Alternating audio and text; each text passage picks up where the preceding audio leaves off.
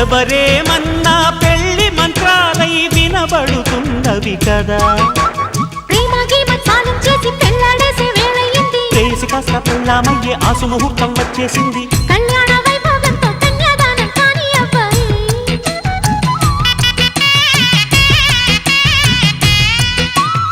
ఆ పైన నా ఊళ్ళోనే కాలక్షేపం చెయ్యాలమ్మాయి చిల్లకల.